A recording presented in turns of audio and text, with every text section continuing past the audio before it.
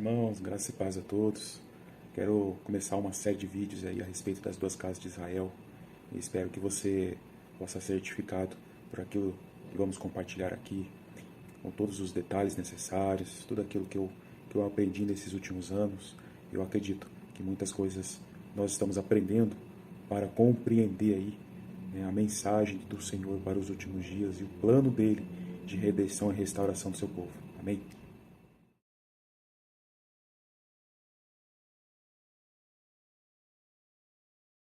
Vamos começar aqui a falar sobre as promessas do Senhor que ele fez desde a antiguidade.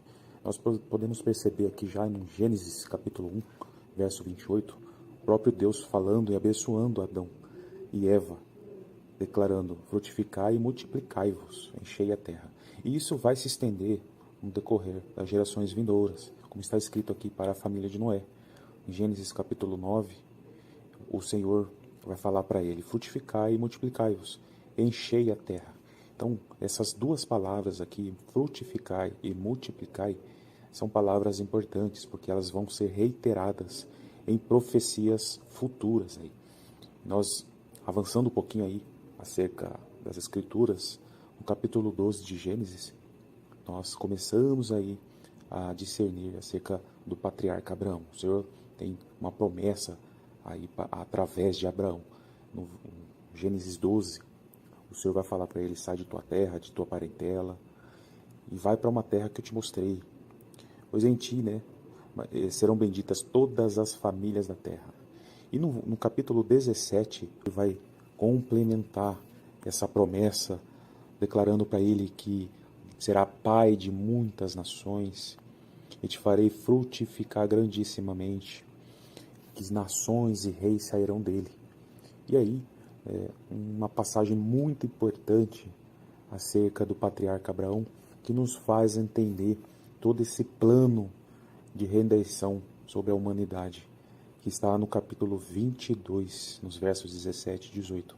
Importante salientar que neste contexto do capítulo 22 é quando Abraão apresenta Isaque ao Senhor como sacrifício, e o Senhor impede Abraão de sacrificar Isaque, testificando que realmente Abraão era leal a Deus.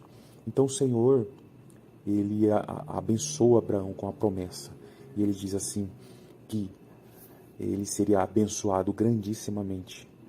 Multiplicarei a tua descendência como as estrelas do céu e como a areia que está na praia do mar. Em tua descendência serão benditas todas as famílias da terra. Então, aqui nós temos uma passagem chave para nós entendermos que desta descendência haveriam aí duas classes dentro desta descendência. Uma classe de descendentes como estrelas do céu e uma classe de descendentes como areia que está na praia do mar. Importante salientar isso, porque através dessa descendência todas as nações da terra serão benditas. Esta descendência vai reger nações, sacerdotar nações, e isso aponta para o reino vindouro. Então isso é uma passagem muito importante para nós discernirmos isso, e no decorrer das Escrituras nós vamos perceber como que essas duas classes dentro desta descendência vão ser vistas pelo Senhor. Nós podemos enxergar aqui mesmo em Daniel capítulo 12, em um contexto de grande tribulação, como diz no primeiro verso aí, onde haveria uma aflição no qual nunca houve na história. Percebemos que é um contexto de grande tribulação, né?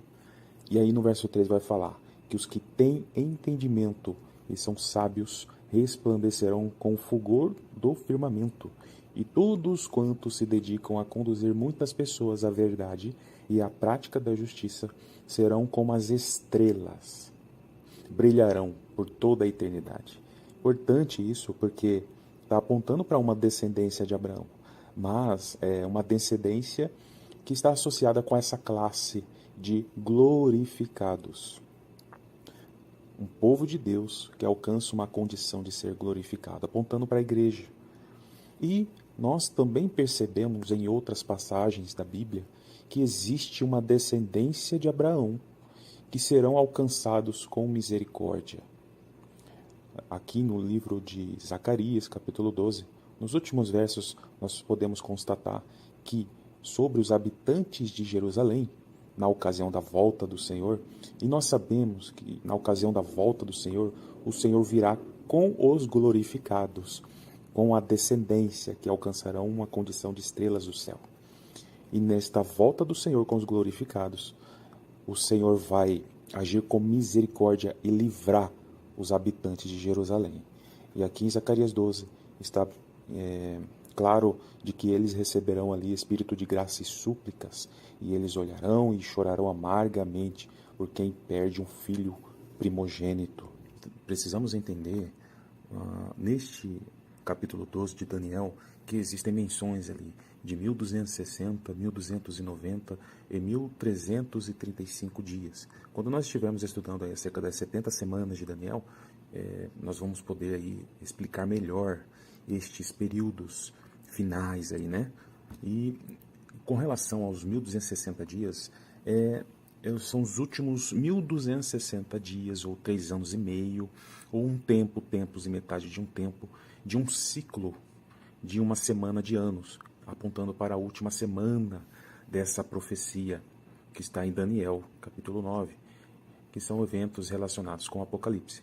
Então, este período de 1260, que está em Daniel 12, é o período onde vai encerrar aí essa profecia das 70 semanas. E nós sabemos que as 70 semanas de Daniel apontam para o cumprimento das 7 maravilhas, que está em Daniel 9, verso 24. Então nós precisamos ter esse discernimento, inclusive essas duas classes dessa descendência de Abraão. Então, no 1260, ele vai apontar para a ressurreição, porque o anjo que está em Daniel, do capítulo 12, ele vai levantar a mão para cima, jurar por aquele que vive eternamente, e ele vai declarar que as maravilhas vão se cumprir depois de um tempo, tempos e metade de um tempo, após terminado o poder do povo santo. Então, o poder do povo santo, ele vai acontecer ali com essa liberdade de profetizar, com sinais e maravilhas, na primeira metade desta última semana. Contudo, na segunda metade, que são 3 anos e meio, vai apontar para esses 1260 dias de perseguição. E no encerramento desses 1260 dias, vai acontecer a ressurreição dos santos. E também no verso 1 de Daniel 12, vai falar que vai haver um livramento para aqueles que estão inscritos no livro. E a gente sabe aí que esse livro é o livro da vida. Então, associando também com a ressurreição para a vida eterna, no verso 2. Então, essas são as maravilhas. E as maravilhas das 70 semanas está em Daniel 9, 24, que está escrito que haveria cessar a transgressão, dar fim aos pecados, expiar a iniquidade, trazer justiça eterna, selar a visão e a profecia, e ungir o Santíssimo. Perceba que são elementos aqui, essas maravilhas apontam para o dia da expiação. Por isso que é importante nós discernirmos aqui as solenidades bíblicas, porque elas são sombras que nos fazem entender a realidade. Daí algo que precisamos discernir aqui no verso 11 é que desde o tempo em que o sacrifício contínuo for tirado e posta a abominação desoladora, haverá 1290 dias. E nós sabemos aí, do próprio livro de Daniel, que o sacrifício contínuo ele será tirado exatamente na metade da semana. Então, na metade da semana, ainda haverá 1290 dias, ou seja, 30 dias além dos 1260. Então, depois da ressurreição e glorificação desta descendência como estrelas do céu, então haverá mais 30 dias até que essa abominação desoladora acabe. E quando nós falamos de abominação desoladora, a gente está falando do período de domínio do anticristo. O domínio do anticristo, ele só vai ser tirado, só vai acabar na ocasião da batalha do Armagedon, na volta do Senhor Jesus, com os seus santos para o Armagedon. Então, existe uma lacuna de 30 dias até que este domínio do anticristo sobre a terra acabe. Então, na ocasião da volta do Senhor Jesus, o povo de Jerusalém, essa descendência como areia, eles vão prantear, eles vão chorar como quem perde por um filho primogênito. É como se fosse um pranto de um luto. Então faz muito sentido esta lacuna de 1260 a 1290 dias, fazendo aí 30 dias de intervalo, porque são 30 dias de luto, de pranto. Isso faz sentido quando nós analisamos as Escrituras, por exemplo, no livro de Números, capítulo 20, verso 39, toda a congregação chorou pela morte de Arão por um período de 30 dias. E também Deuteronômio 34, verso 8, os filhos de Israel prantearam a morte de Moisés por um período de 30 dias. Então faz muito sentido relacionarmos os eventos finais ali de Zacarias, capítulo 12, com este intervalo de 30 dias, entre 1260 e 1290 dias. E aí nós conseguimos discernir essas duas classes dessa descendência de Abraão neste intervalo, aqueles que serão glorificados, e depois de 30 dias, aqueles que serão alcançados com misericórdia, aqueles que não serão glorificados, mas que também farão parte de uma descendência como a areia da praia do mar. Nós vamos entender as passagens, outras passagens da palavra, até mesmo as palavras do apóstolo Paulo, em que, quando ocorrer a plenitude dos gentios, aí todo Israel será salvo. E ele faz menção de uma parte deste Israel endurecida, que foram endurecidos, e que, caso não permaneçam na incredulidade, serão reconduzidos. Existe uma classe de uma descendência de Abraão que serão alcançados. Como está escrito aqui em Romanos, quanto à eleição, amados por causa dos patriarcas. Então nós percebemos aí pelas Escrituras de que existem essas duas classes. E essas duas classes que fazem parte desta descendência de Abraão, elas vão ter ali um propósito dentro do reino vindouro, no reino milenar.